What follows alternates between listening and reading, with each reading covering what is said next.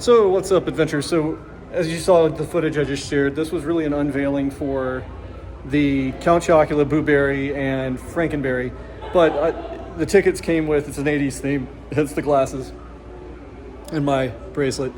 The 80s theme goes with the party, but I'm going to actually show you guys the museum right now. It starts with a world section, puppets around the world, puppets throughout history, and then puppets in the movies and things like that. So let's take a look.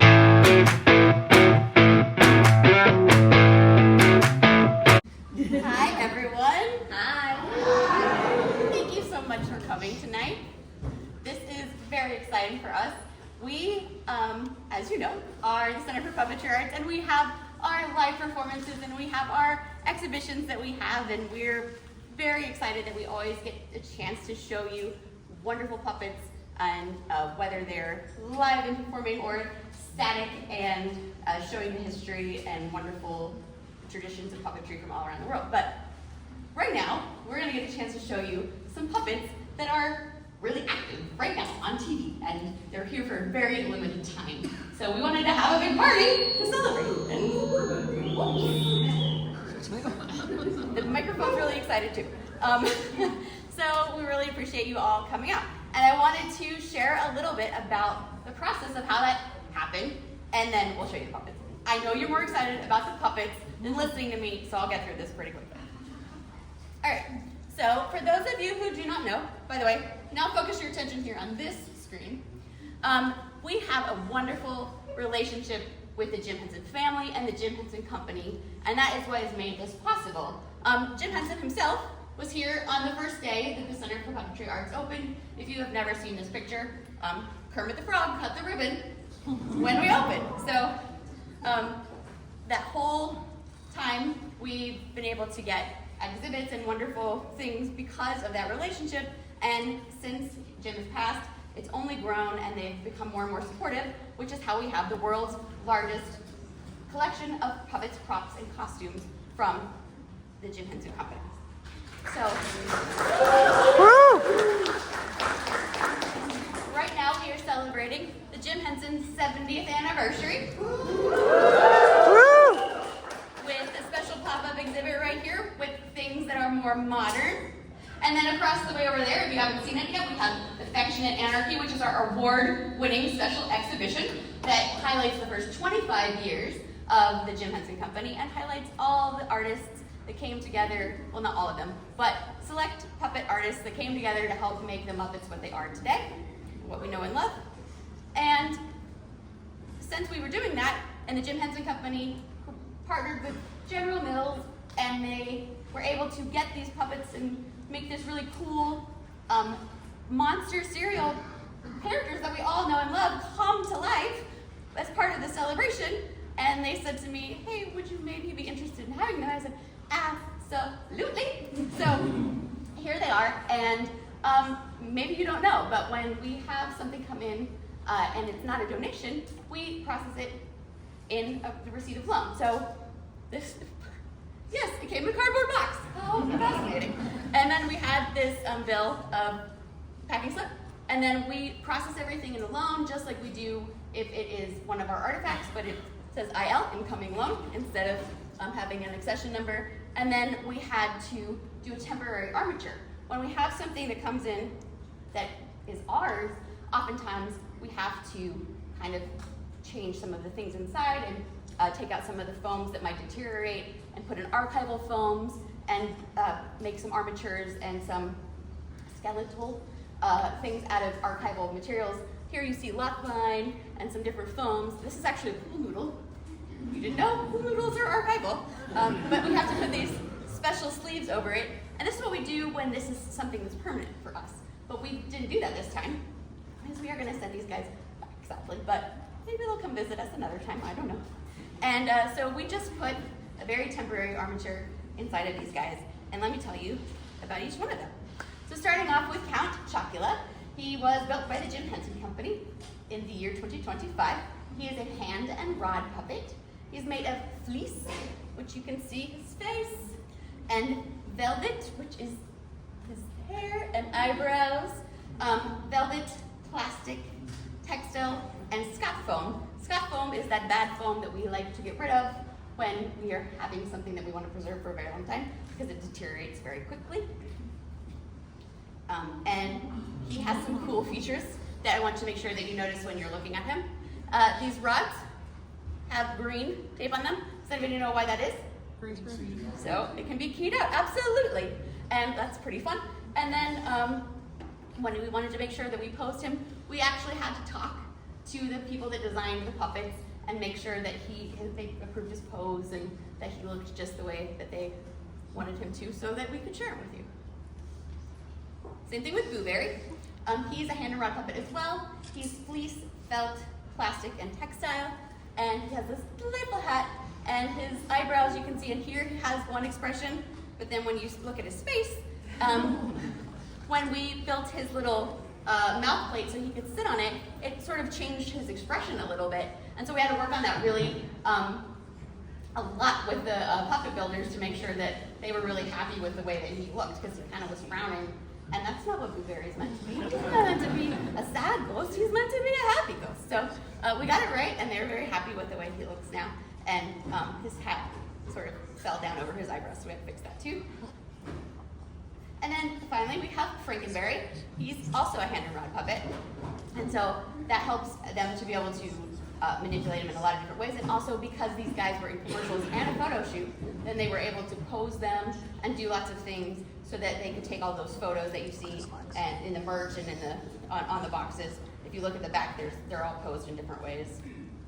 And something interesting that I've learned from working here at the Puppetry Center is sometimes puppets are built with children or like doll shoes or children's shoes, but these are actually fabricated. You'll be able to tell when you look at them. They don't really look like people's shoes. And of course, Frankenberry has these delightful fingernails, so you definitely have to check that out. And this is the photo that we based our pubs on, so you'll have to take a look and see if you think that we got it right. And then finally, this is the little behind the scenes look. In one of the commercials, the puppets are doing the toast that we're about to do with their champagne glasses full of cereal. If you have something that isn't cereal, that's great too. But funnily enough, the way that they stuck that cereal to those puppet hands is this very sticky stuff called butyl. And when they arrived, we had to pry it out of their hands. Everyone, raise your glasses with me. And here's to the Center for Puppetry Arts, the Monster Cereal Puppets, and the Jim Henson Company.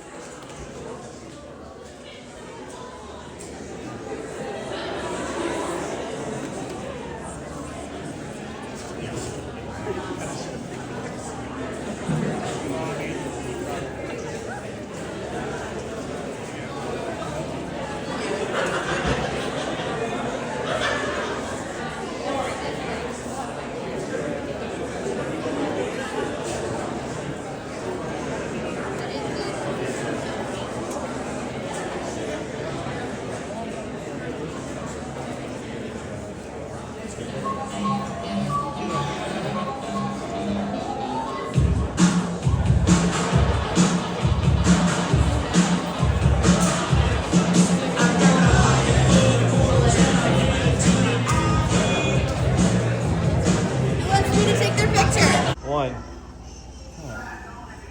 Nasty little spud, isn't he? I think he can hear you. This is protonically charged glass, right?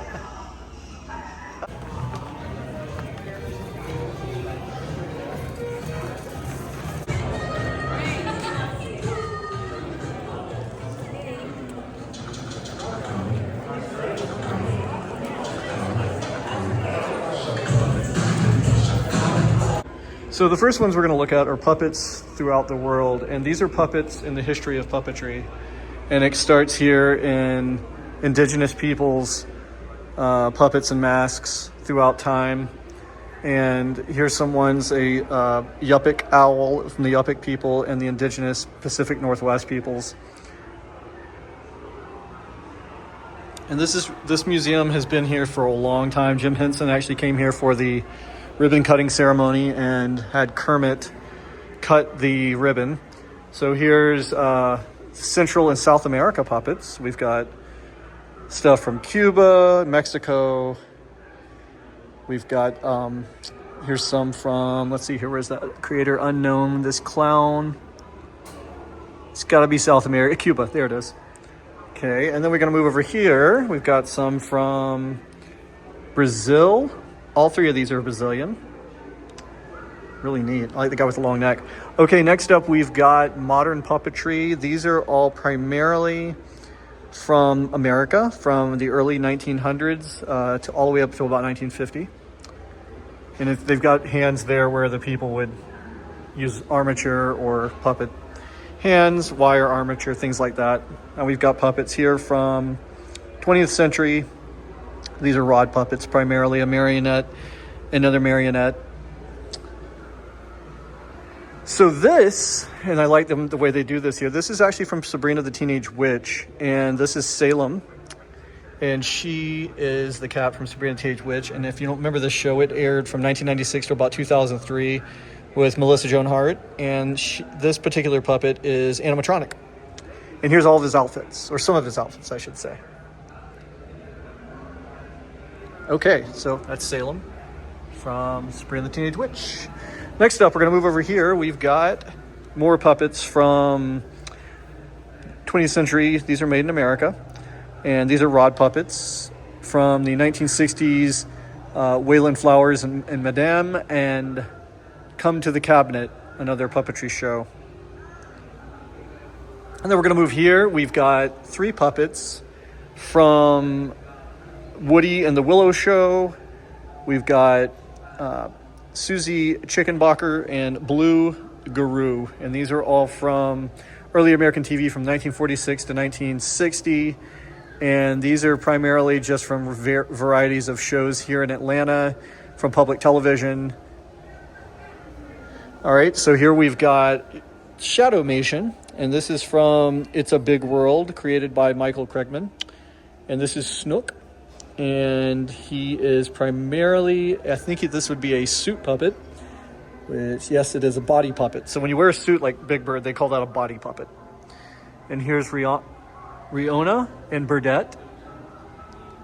And this is a hand and rod puppet and another hand and rod puppet. Now, it wouldn't be a puppet museum without Lamb Chop. This is Sherry Lewis and here's one of her Emmys as well. I believe, Daytime Emmy, yep, 1995, 96. Sherry Lewis created, I remember watching this at home on PBS, and this is actually Lamb Chop. And I think Sherry Lewis passed away not too long ago, but this is the 1983 Lamb Chop. He's made of wool, yarn, rabbit fur, and thread plastic. And there's some of his outfits. Is Lamb Chop a she? Okay, I can't remember. And here's some of the Sherry Lewis costumes that she actually made. And as you can see, Lamb Chop, she is a sock puppet. Okay, moving on over here, we've got some Alice in Wonderland stop motion puppets. Well, I don't know if stop motion is more of I wouldn't call that a puppet. We've got Pokey from Gumby, 1962. Remember Gumby, stop motion. And here we've got Geppetto and Pinocchio from the 2022 stop motion. These are resin and metal paint. It was a Netflix show called Guillermo del Toro's Pinocchio. I wonder if this was the Guillermo del Toro Cabinet of Curiosities? Maybe not, but anyways, these were Guillermo del Toro production. So this one's really random and pretty awesome. This is Slimer. And I got some video earlier with what Ghostbusted that's here. But this Slimer is, in fact, made of foam, latex, plastic, and paint, and is from Frozen Empire, the most recent Ghostbusters movie. The ones from the first two films are probably not in the best of shape, but the detail on this is absolutely exquisite. And Slimer made his return in Frozen Empire. So this was trying to get a couple facts for you guys. So it was Industrial Light and Magic who used some of the effects used for how they did this. And if you look, the puppeteer is actually wearing a suit. There's a guy wearing this on his head. And that's how they do it. The detail, just amazing. And this guy's made out of foam latex, plastic, and paint. So the foam latex will degrade over time, as the lady out there was saying with some of their puppets. So you have to be really careful with this stuff. It just does not hold up. It's not made to last. Moving along here, we've got Punch, the puppet for Everyman. This is, as a marionette, Punch made his first documented appearance in England in 1662. And it's a glove puppet and Punch and Judy show. And he got so popular that he suffers from the same troubles and frustrations as the common person on the street. The puppet Punch can use broad comedy to gain the upper hand, defeat policemen, crocodiles, and even the devil himself. So these are Punch and Judy shows. And these are primarily hand puppets, maybe some I think they're all hand puppets, actually. Okay. Here we've got some British puppet shows from the show called, I'll get it in a second. This is United Kingdom, England, Worcester. From more Punch and Judy. Okay, so here's more Punch and Judy stuff. Took me a minute. So I pretty much have the museum to myself. Everybody's out in the lobby checking out the cereal monsters. So we've got here, these puppets were all from early 1800s Italy, Germany, France, and France. So these are all from like early 20th century, and some even 19th century. That one's German. Moving right along, we've got, these are Maria del Prado from 1979, Europe and Spain. And these are hand puppets. So detailed. And we've got here some how these puppets are made. This is how rod marionettes are made, and they show here some of the techniques and body parts. And again, if you've never been here, it's the Puppetry Arts Museum in Atlanta. 2019, they actually had a traveling exhibit with Labyrinth costumes, David Bowie and Jennifer Connelly. And they had all sorts of Labyrinth costumes here. It was really, really cool. Okay, so now we're gonna move on to this section. We've got, these are traditions in African puppetry. Stuff from all the way from 2000 rod puppets, folk tales, and telling history of those people. And now we've got Egyptian puppets here, primarily hand puppets from Egypt. 2007, primarily. And here we've got some horse heads, a horse head, and these are African puppets as well. Marionettes, as well as string. So is this wolf. He is actually a rod puppet. This is CG, and he's actually a carbon fiber articulated mask from Africa. The amount of stuff they have here is just amazing. We've got a juggling unicycle tortoise here from Robinson Crusoe in Australia. We've got all sorts of guys here from Czech Republic. I mean, the detail on these things is just outrageously amazing. Here's more stuff from Africa and Iran. Actually, this is all primarily Iran. Yep, this is all Iran.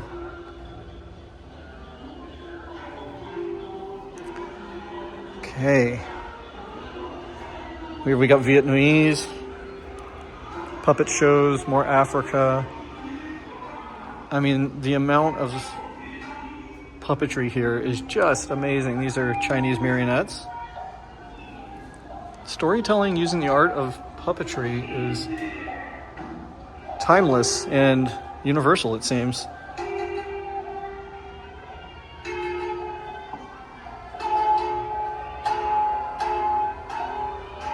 Beautiful.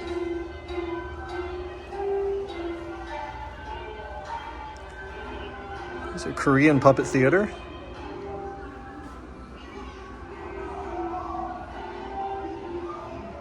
India. Tales of Rama and Sita. Ravana.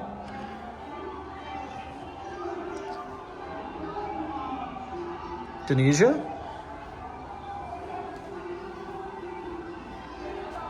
Myanmar.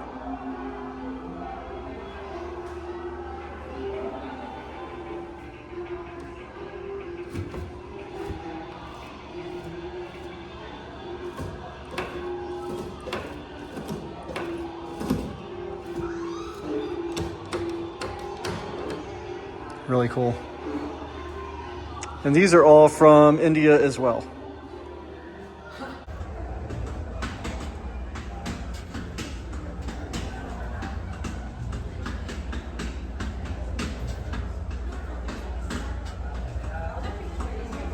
So if you're an 80s kid, this room I'm about to take you in, 90s kid too for that matter, room I'm about to take you in is going to blow your mind. This is modern day stuff from the past 30, 40 years of Jim Henson. So buckle up, let's take a look. So as soon as you walk in, you see already Jim Henson's legacy, and it's got stuff like Farscape and other productions he's done over the years. And I'll show you in a little while something from Farscape, but then you come in here and you're greeted right off the way with Digit, Munching Puppet #1, and Snow Monster. These are from different productions, 1989, 1987, and 1989. So Munching Puppet is actually from the Jim Henson, The Cloud Forest, Song of the Cloud Forest, excuse me. I don't know if you remember that. And this guy is actually from the Jim Henson Hour in 1989, and his name is Digit. And this is a snow monster from the 1987 Storyteller Jim Henson series. Don't know if you remember the Storyteller. They did a Greek mythology one. I always show my students the one with Icarus. Moving over here, we've got 1989, 1989, and 1989. This is all from Song of the Cloud Forest. And this is all Jim Henson Company again. Nick Snake, Marcus Bird, and Lenny the Lizard. And they've got some posters and things here from that. And of course, there he is, the Jim Henson Hour with Digit and our boy Jim Henson.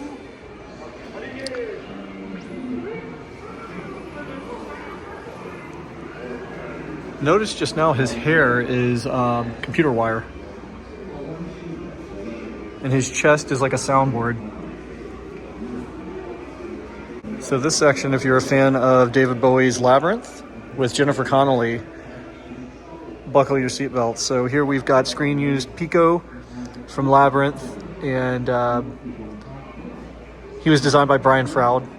Here we've got a couple of David Bowie hands, but it actually wasn't David Bowie. It was performed by Michael Motion, and he was the one that used the Fushigi balls because David Bowie couldn't do that.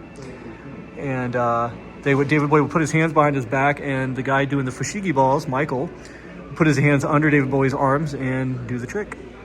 Now this guy, I'm about to zoom in. This is, of course, the worm.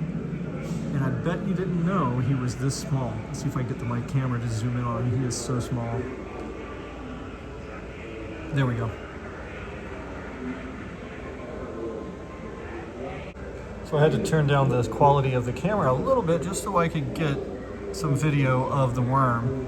He is so small, and I guess they had varying sizes of him, but this is Brian Froud designed this again, and this is a rod puppet, foam latex. And he said, hello.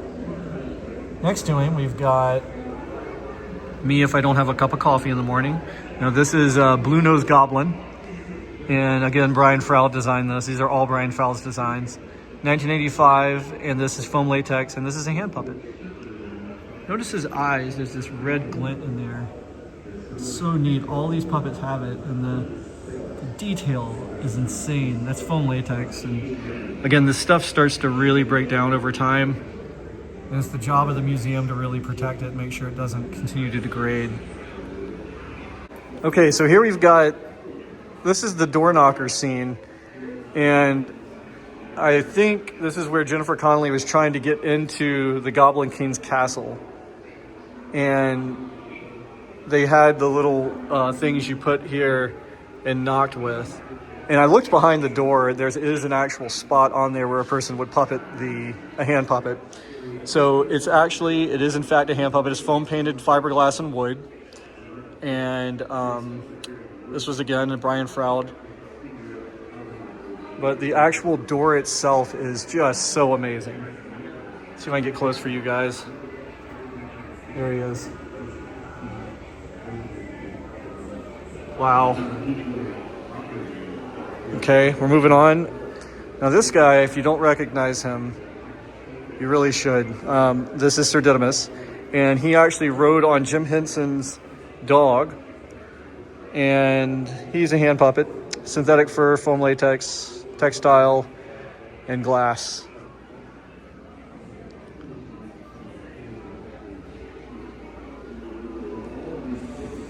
And behind him is a goblin.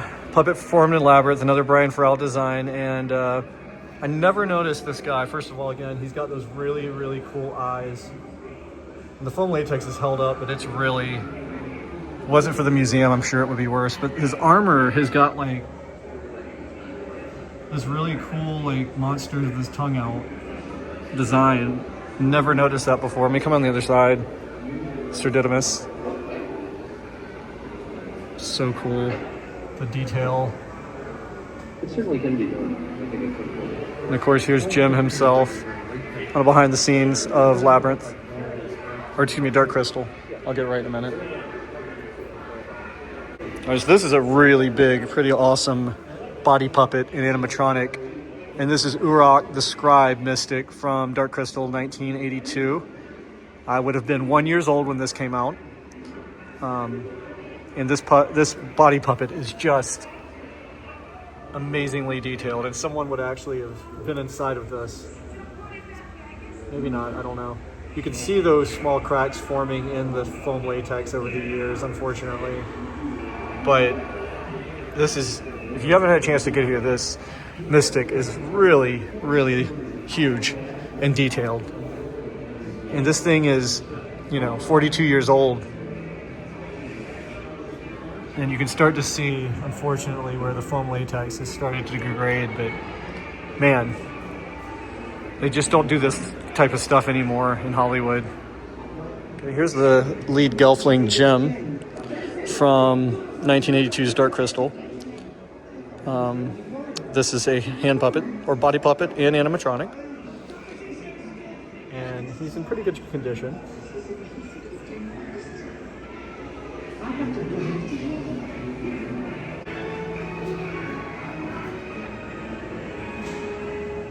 Something about him always reminded me of Elijah Wood. I don't know what it is. The detail is amazing.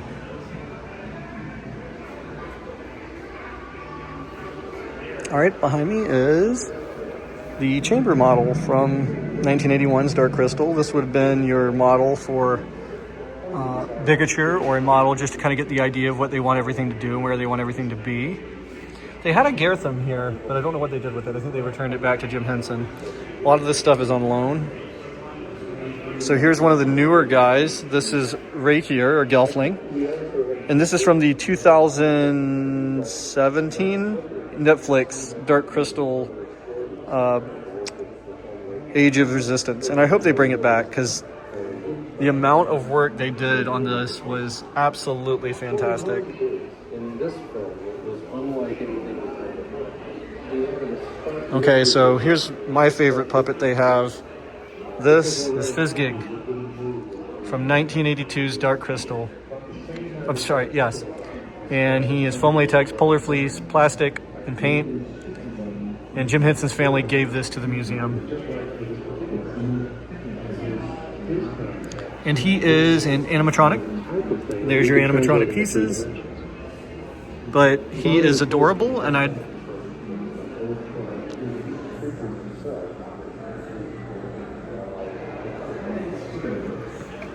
Next up, we have Skiklak, the collector Skeksis from the Dark Crystal. And he is Brian Farrell's design, Jim Henson Company, 2017. Animatronic. And they actually had to use a remote control with him. He's extra fancy, meaning his face and stuff would have different movements from the remote control. This is a pod. And the pod and the new one, I remember, carried a spoon around. And this is... All right, so here is Sprocket. And Sprocket is from 1983. And I believe this is a French production of Fraggle Rock. Here are some Fraggles from 1980s, 83. Of course, there's the movie poster with our Fraggles. Here is Emmett Otter from the Jim Henson Company's Jug Band Christmas. And here's the boat that they ride in. And that's Jug Band Christmas. And here they are. So cute. Okay, here these guys are from Polly Lobster from Muppet Treasure Island. And Tim Curry's in that. And this is also Mad Monty, also from Muppet Treasure Island. So here is the man himself. This is Kermit the Frog. And this is only it says down here, this is just for photos. This is what Jim Henson, the puppet Kermit, this was just for like photo shoots. Next up, we've got Quango from the Muppet Show.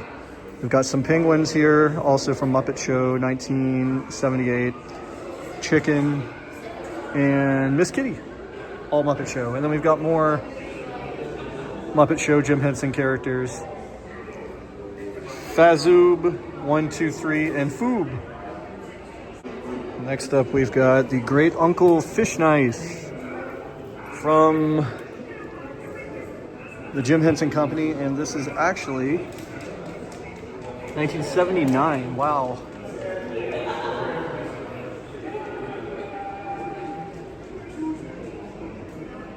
And Frank Oz designed this. Yoda himself. The Great Ghost of Fafner Hall. Of course, this is from the Muppet movie. And this is Tamelia from The Frog Prince. T.R. Rooster, Catgut, and Rover Joe. These are from the Muppet Musicians. So this is Jim Henson's Tales from Muppet Land, and he would ride on this. So you could he'd watch the screen to make sure his puppet looked okay, and they'd push him around on it.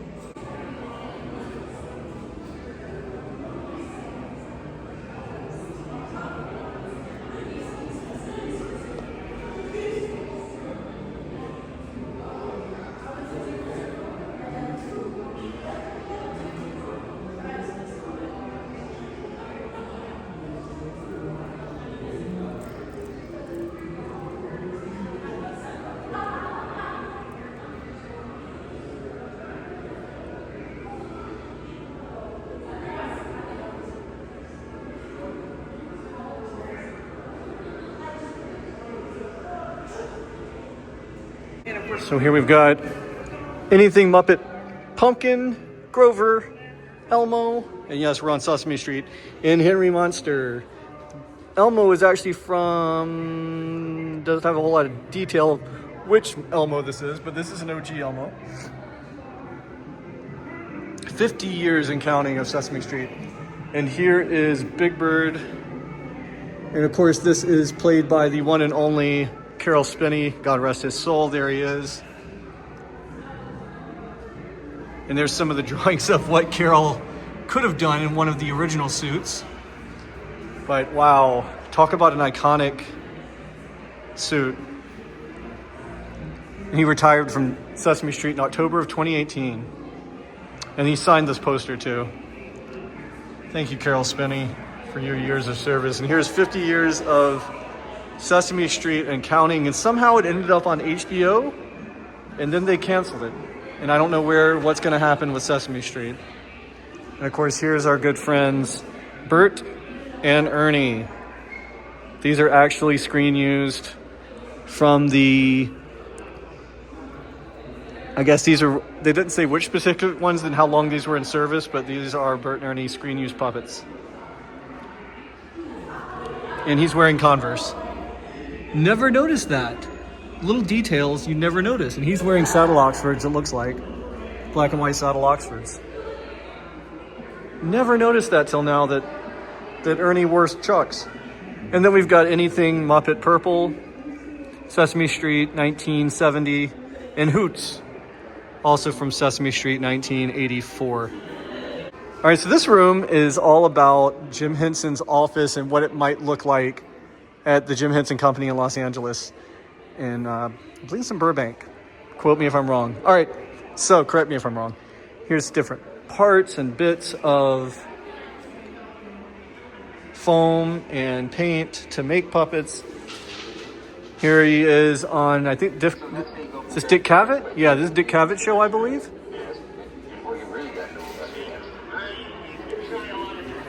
And I like this guy. His name is Featherstone. And he's from 1980, and he was in The Muppet Show. I like his nose. It's pretty great, actually. I would assume this guy would have a British accent and be very, like, pompous with a name like Featherstone. All right, so this is an early... It almost looks like an early rendition of Bert and Ernie, but it's just as anything Muppet Orange. 1970, here's Mom Muskrat. 1977, and then we've got Raccoon. 1980, and of course, if you're a fan of the sci-fi show Farscape, this is Pilot. And this was actually a post-production cast. And there's suitcase number 3 from Muppet Show. And of course, this is the dog. I thought it was Sprocket, but it's not. But this is the dog from The Storyteller. And I've seen the episode that I know one of the episodes he's in is the one with Icarus in the Storyteller with Greek mythology. He's literally sitting with one of the actors who played Dumbledore. I believe it was Michael Gambon, the second Dumbledore. Nope, that's first. What's the second go? Not Dumbledore, it's John Hurt. John Hurt. Ollivander, thank you. One of the Dumbledores did one, though, I promise. Look it up. Okay, so we're moving on here. We got Large Rat. This is not Rizzo. Rizzo's in another room. I'll show him to you in a minute. Doesn't have a date.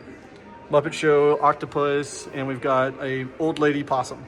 And then over here we've got I think this is a camel popping out of a door.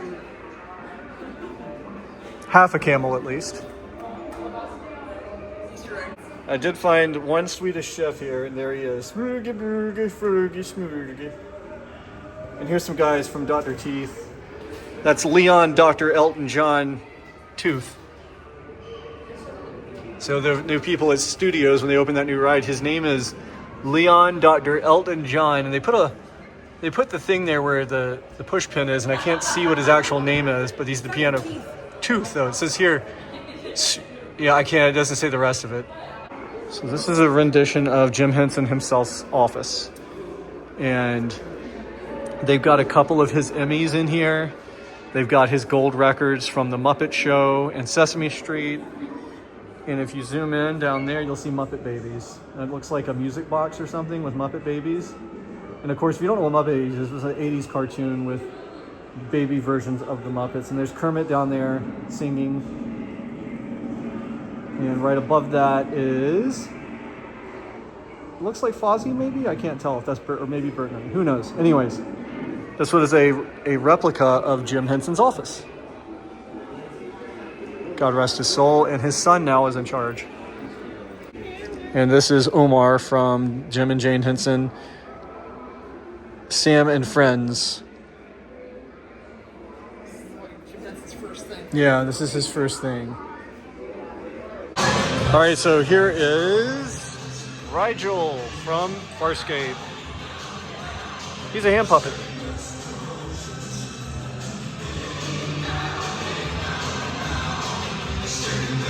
We've got another Fez gig, but this one's from the 2017 Age of Resistance. Dark Crystal that Netflix needs to do another season of.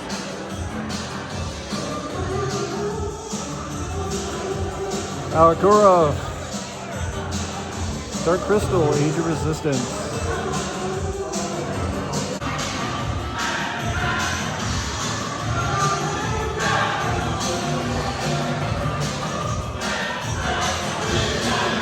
The guy that drove the Trix Rabbit.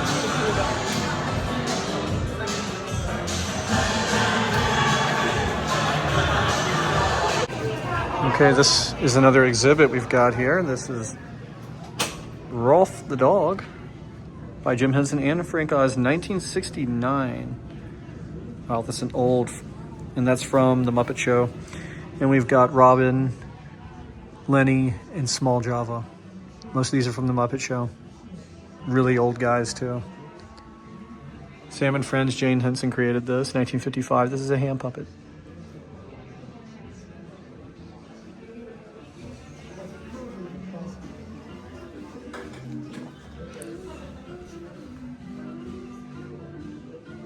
There's Miss Piggy. And that's Kevin Clash, voiced by Frank Oz. And this is from 1996, Muppet Treasure Island.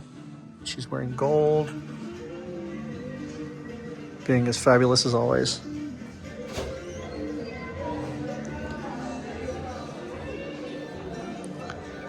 Next up, we've got Thog's sweater.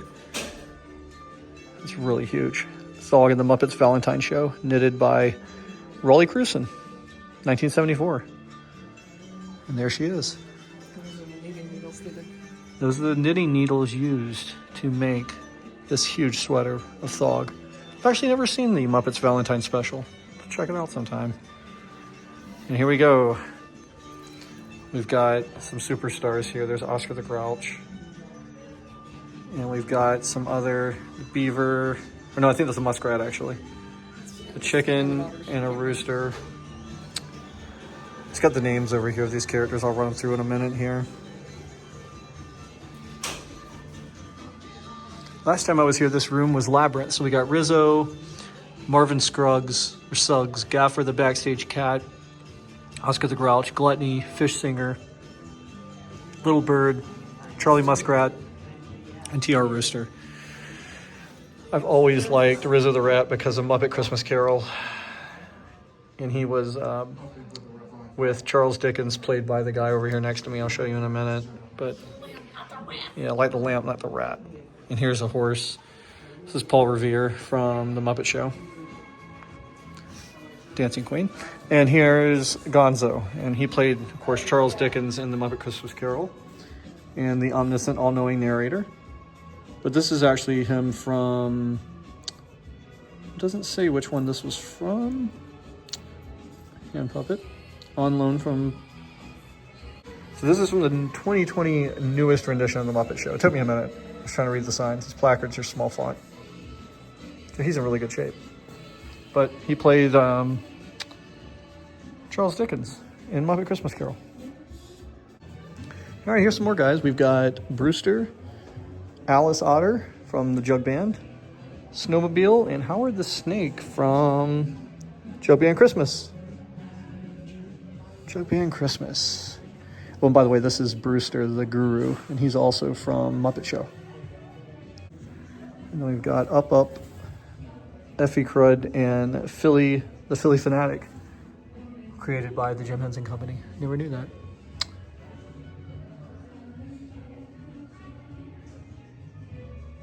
Mr. Sauce here from this first sculpture made by Steve Whitmire by Dave Goltz.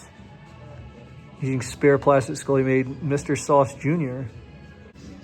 All right, some more here from Dave Goltz. It's Mr. Sauce Jr. He took some inhalers and made puppets out of them, or characters. All right, adventurers. So I hope you enjoyed this unveiling of the General Mills Boo Berry, Count Chocula, and Frankenberry here at the Center for Puppetry Arts in Atlanta. Be sure to like, subscribe, follow, mash that notification bell. I'll catch you guys in the next Adventures with Chris.